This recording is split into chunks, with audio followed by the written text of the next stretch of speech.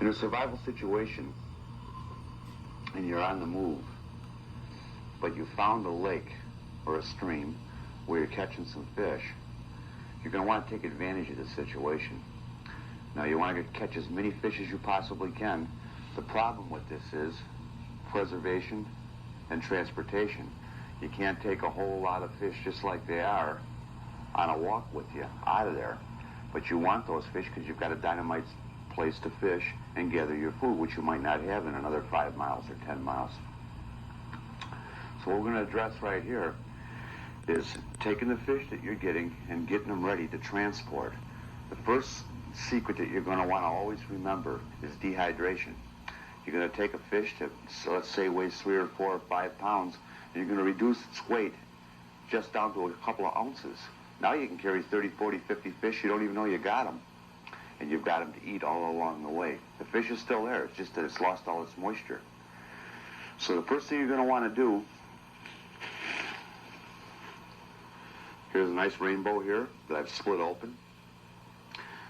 Now we can dry them just like it is, but maybe you're going to be in a rush, and we want to dry it as fast as possible. So what you'll want to do with this fish is you want to cut across it, not cutting through the skin,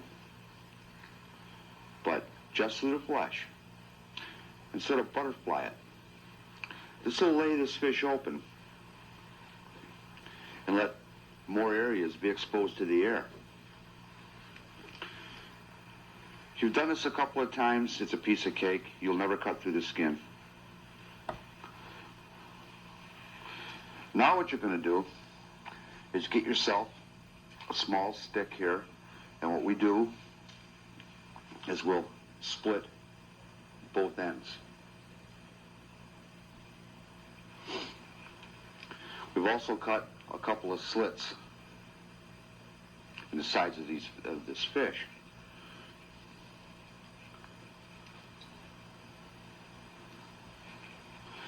Take and stick the stick in there.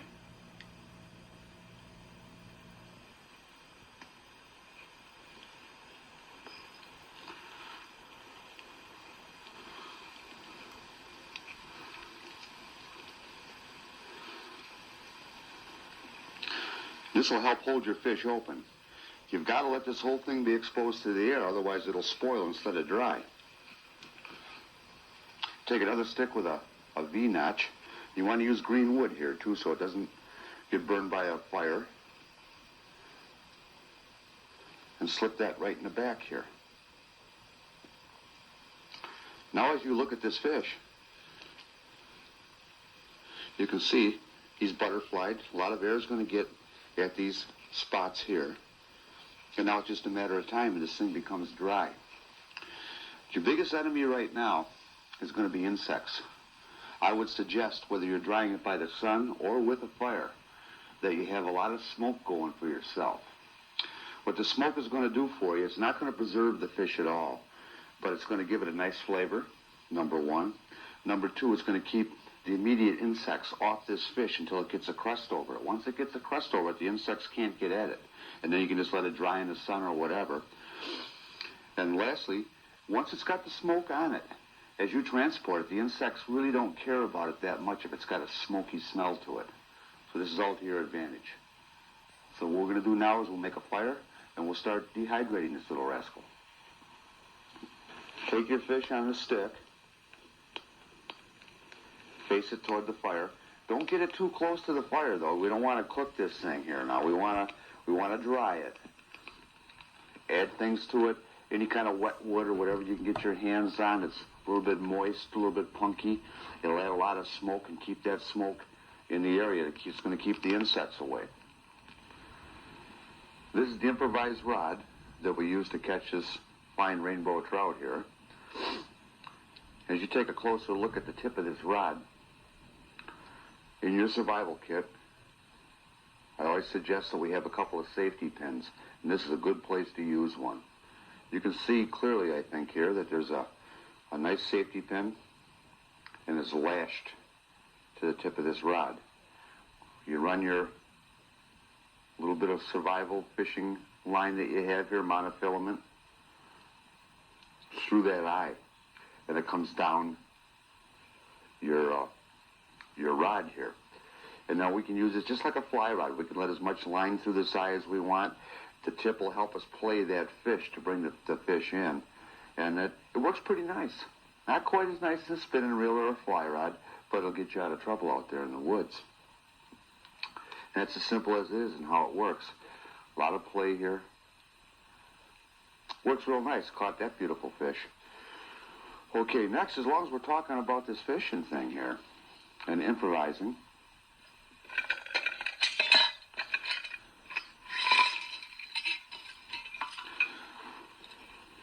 here is a good example of improvising.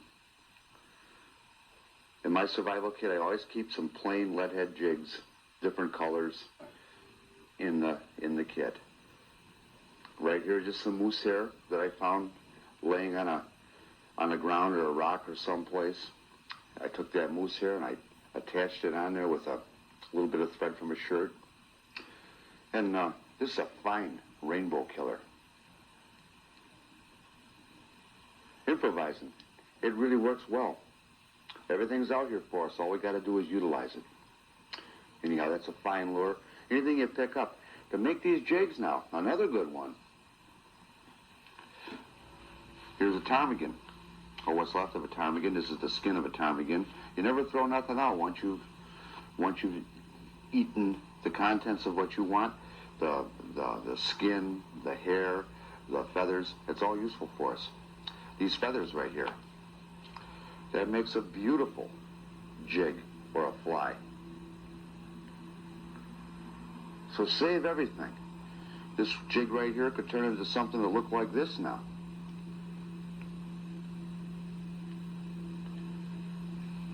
Works nice.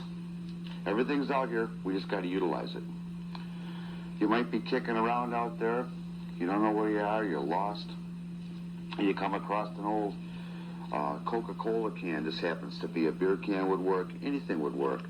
I sort of snipped this one out, fashioned it on a stone, and now we've got a metal lure. If you've got a couple of extra hooks with you in your kit, which you should have, and keep this kit with you all the time, and you'll always have it in a survival situation. You've got this going. This thing here turns into this right here. You got a fine fishing lure now. Put these split rings that we talked about go on the bottom and the top of your lure, and you can attach any type of hook you've got to the split ring. You're ready to fish now. For a heavier fish, the newer cans that you might find in some place in the woods are pretty thin. And this will work for small fish like rainbows. But if you get into bigger fish, you might want to take and cut your can. Again, this is the same Coke can. We're getting all this out of one can. And you might want to double it up. Cut it out. Double it up. Punch a couple of holes in here. Put your split rings. Put a hook on the end. And you've got a pretty strong lure now. Works real well. You'd be surprised how much you have on yourself at the time. Your rifle or your pistol that you might have with you. Pull a bullet. We've got a lot of lead right here. It makes an excellent weight. Tie your string around it, make a nice knot. That'll get your line right down to the bottom where a lot of the fish are. So a pulled bullet works real well. Back to a lure again. Here's a smashed up 223 rifle casing right here with the base removed. You smash it enough times, this base does not want to smash down. It's going to fall off for you. And this base here, again, right around the base here, you'll see a groove. And that's, again, you can tie this onto your line. It's relatively heavy. It's like using a heavy piece of split shot. It works real well. The other part, we use that to make another spoon. If they're biting on a shiny gold color type lure that day, this is going to be the cake. That's what you want to use.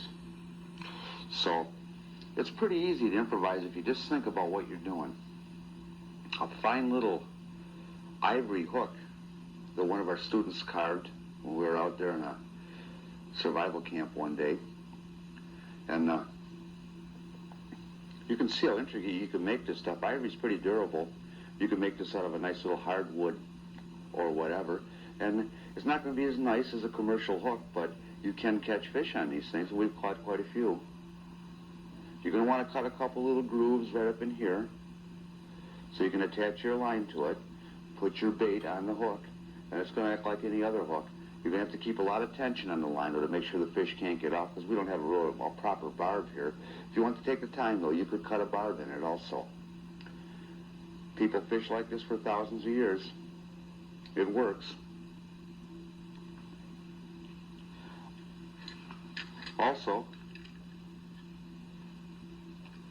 porcupines are really easy to find out in the wilderness, and they're easy to run down. You can club them down. It's a good source of food. And their quills, very important. Their quills, you can pull these quills out really easily. The best way is an old piece of cloth, like an old shirt that maybe you're not using, you're using it for parts and stuff. If you slap that porcupine, pull that shirt back while it's still alive, pull that shirt back, quills will come out in that shirt. These quills make excellent, real touchy bobbers for fishing. Excellent. And they'll float forever. Well, this is what that rainbow trout looks like after the dehydrating and the smoking process. It's real dry, as you can see in here. It's light. That's what we're looking for. Doesn't weigh anything. We could carry 50 of these out of there with us.